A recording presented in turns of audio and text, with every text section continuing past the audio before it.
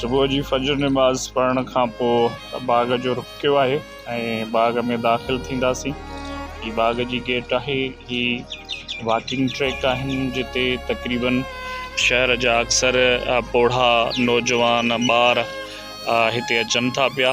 बुज़ुर्ग ऐं नौजवान वॉक करे पंहिंजी सिहत ठाहिनि था पिया ऐं ट्रैक कुझु अर्सो अॻु में ठाहे विया आहिनि। पहिरियां हिते अहिड़ी सहूलियत कोन हुई या सहूलियत ॾिनी वई आहे, पर हीउ ॾिसो छबर सुकंदी पई वञे।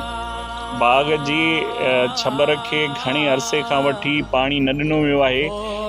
ईअं छबर लॻे पई जीअं कैंसर जो मरीज़ आख़िरी स्टेज ते हुजे ऐं उहो लाइलाज थी वञे, पर ही लाइलाज आहे, हिननि जे हथ वस में आहे।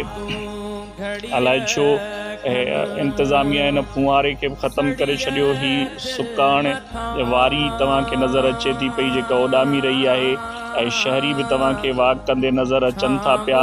ही पाइप बि मौजूदु आहिनि पाणीअ जा, पर ही जेके मोटर आहिनि जिते लॻल हुया उहे मोटर हिन वक़्तु मौजूदु न आहिनि। तव्हां पाण ॾिसी सघो था त मोटर कोन्हनि के, त आख़िरकार हिन छबर खे पाणी कीअं ॾिजे। बाग़ खे ख़ूबसूरत त बणायो वियो कुझु टाइम अॻु में, वण अंबे सावा थी विया, वॾा बि थी विया, पर पाणी न हुजण जे करे उहे हाणे सुकण लॻा आहिनि। हर हिकु वणु सुकण लॻो आहे। अफ़सोस सां चवणो थो पए त इंतज़ामिया जी नाअहली चऊं, लापरवाही चऊं, कंबर जो ही वाहिद बाग़ आहे ऐं हिन वाहिद बाग़ जी हालत अहिड़ी करे छॾी अथनि। ॿियो त बाग़ नथा ॾियनि शहर खे को वॾो बाग़ जिते शहरी पंहिंजी फैमिलियुनि सां अची सघनि, घुमी सघनि, पर ही नंढड़ो बाग़ आहे उनखे बि तबाही जे किनारे ते पहुचायो वञण जी कोशिशि कई वई आहे। त आख़िरकार छो माना कंबर वासियुनि सां माटेली माउ वारो सलूक पियो थो वञे पियो ऐं हिन पासे ॾांहुं को बि तवजो नथी ॾिनी वञे।